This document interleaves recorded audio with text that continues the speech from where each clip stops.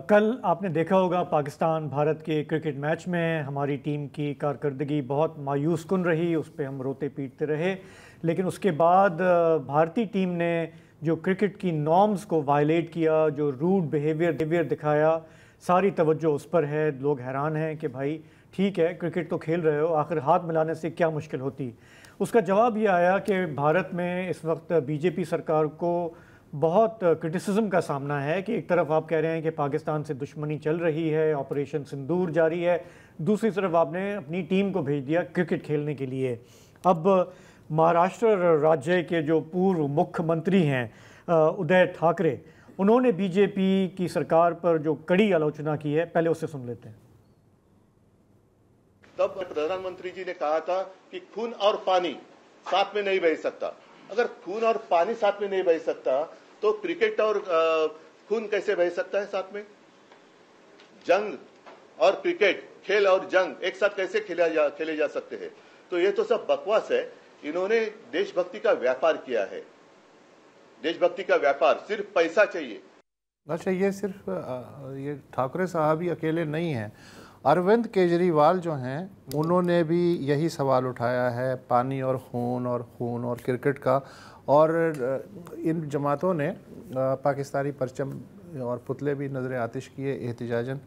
इसके अलावा जो क्रिकेट के अक्सर मुबसरीन हैं उन्होंने भी कहा कि ये जो हुकूमत है ये लालची है और पैसों के लिए इज़्ज़त नफ्स कुर्बान कर रही है। बाइकआउट का मुतालबा करने वालों में साबिक क्रिकेटर हरभजन सिंह, मनोज तिवारी और जादव वो भी शामिल हैं। लेकिन सिर्फ कपिल देव ने ये कहा कि ये तो चलता रहेगा शोर शराबा, खिलाड़ियों को चाहिए कि सिर्फ अपनी तवज्जो जो है सिर्फ गेम तक रखें। अच्छा, लेकिन मसला ये कि वहाँ पे जो कोई हरकतें हुई तो एक मुहावरा मुझे याद आ रहा है कि दूध तो दिया मगर मेगनियाँ डाल के। ठीक है, तो अब्दुल गफ़ार हमारे डॉन टीवी के स्पोर्ट्स एडिटर उस वक्त हमें ज्वाइन कर रहे हैं। क्या कहिएगा, ये जो कुछ हुआ हमने देखा कि पाकिस्तान क्रिकेट बोर्ड ने शिकायत की है, उन्होंने कहा भाई ये तो एक्सेप्टेबल नहीं है। सही किया ना?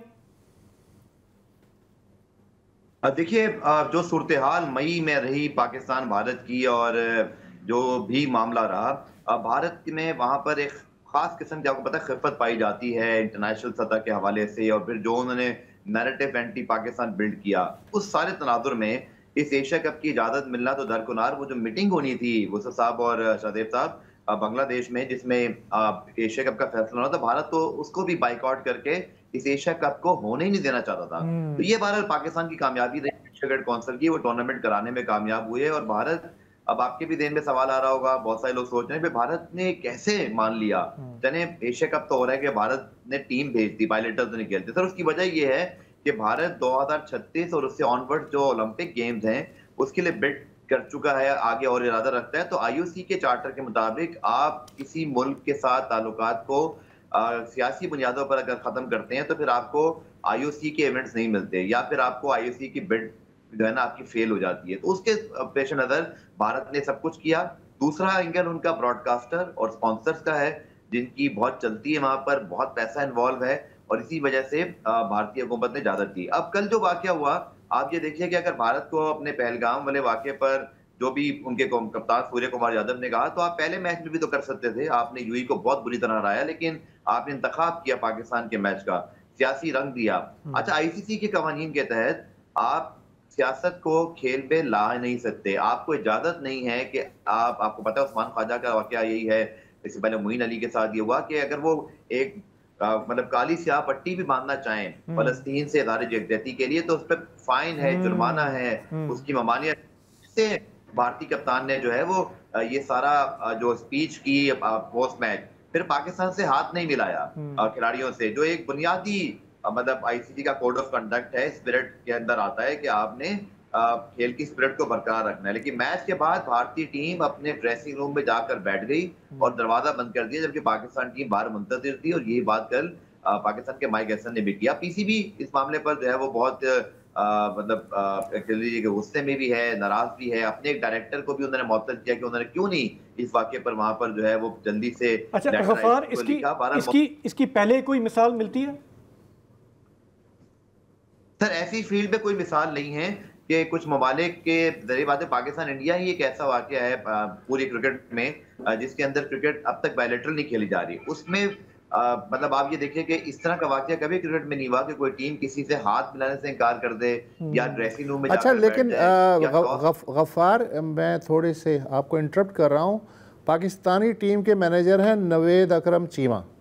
उनका ये कहना है कि टॉस के वक्त एम्पायर एंपाई क्राफ्ट ने कप्तानों से हाथ ना मिलाने की दरख्वास्त की थी। बिल्कुल, ये बड़ा हैरान कुन था क्योंकि हम सब भी जब ब्रॉडकास्ट पे इसको टॉस को देख रहे थे, दोनों कप्तानों ने टॉस में हाथ नहीं मिलाया, तो यही समझा गया शायद ये कोई बाहिमी ना सही वो इंडिया ने कुछ मसला किया या दोनों कप्तान नहीं मिलाना चाहते। लेकिन हैरान कुन तौर पर आईसीसी मैच रेफरी जिनका ताल्लुक जिम्बाब्वे से है, एंडी पाइक्राफ्ट, उन्होंने सलमान अली यादव को बाकायदा तौर पर यह कहा कि आप और मतलब सूर्य कुमार यादव ने शेक हैंड नहीं करना। तो वो भी हैरान रह गए क्योंकि आईसीसी का जो रिप्रेजेंटेटिव होता है वो इस मैच का एक तरह से कस्टोडियन होता है, उसको गैर जानिबदार होकर मैच की हर एक चीज पर नजर रखनी होती है और उसका किसी चीज से कोई ताल्लुक नहीं होता। तो पाकिस्तान ने इसी एम्पायर के बारे में कहा है कि इसको निकाला जाए एशिया कप से।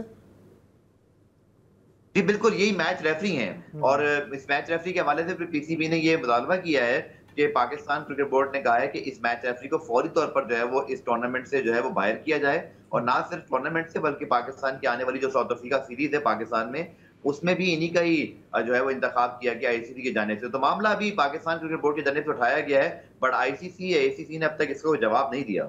अच्छा, मैं आपसे जानना चाह रहा हूँ कि पाकिस्तान ने जो मौक़िफ़ अपनाया है, बाकी मुल्कों की क्रिकेट खेलने वाले जो मुल्क हैं उनकी हमदर्दी पाकिस्तान के साथ है। डू दे बिलीव कि ये इंडियन टीम ने बहुत एक गलत रवैया अपनाया था?